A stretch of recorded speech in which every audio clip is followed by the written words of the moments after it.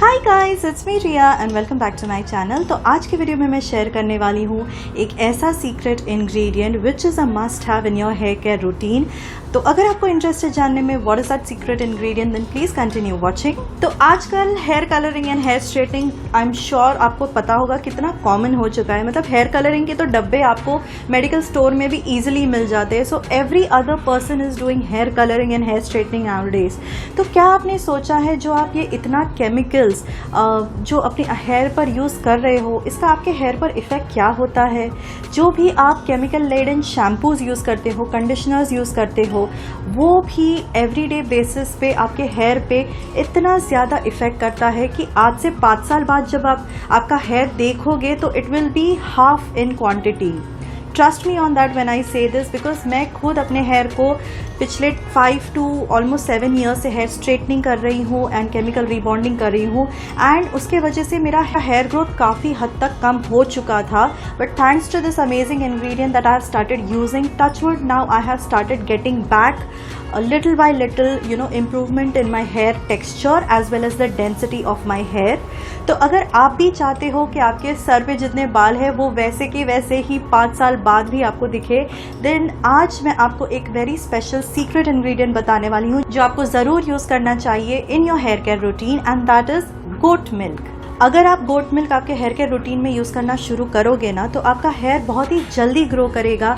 जितने भी ब्रिटलनेस होता है, टूटते हैं आपके बाल, वो भी स्टॉप हो जाएंगे, एज वेल एज आपका जो डेंसिटी है हेयर का, मतलब जो थिकनेस है, वो भी मेंटेन रहेगा। And since ancient times women are using goat milk for their hair care routine, and that is because goat milk contains natural AHAs that nicely and very deeply cleanses your scalp and also removes all sort of dirt and grime from your scalp. Also, the fat globules present in it helps to maintain the moisture level in your hair, और जो भी आपके dryness होती है hair में, brittleness होती है, वो भी काफ़ी हद तक उसको it retains back the moisture back into your hair, and that is why it is very good, especially if you have like very dry and frizzy hair.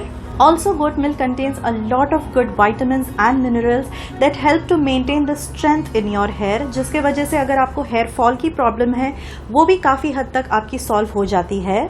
And now for that, because goat milk is not so easily available in the market, what I do is I love using the Neud's goat milk shampoo and conditioner for my hair.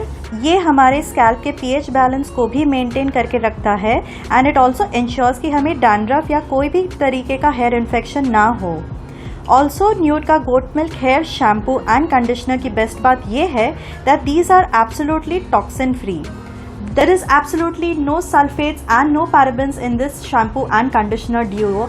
That is why you can be rest assured that these are completely chemical free, and these are not going to harm your hair in the long run.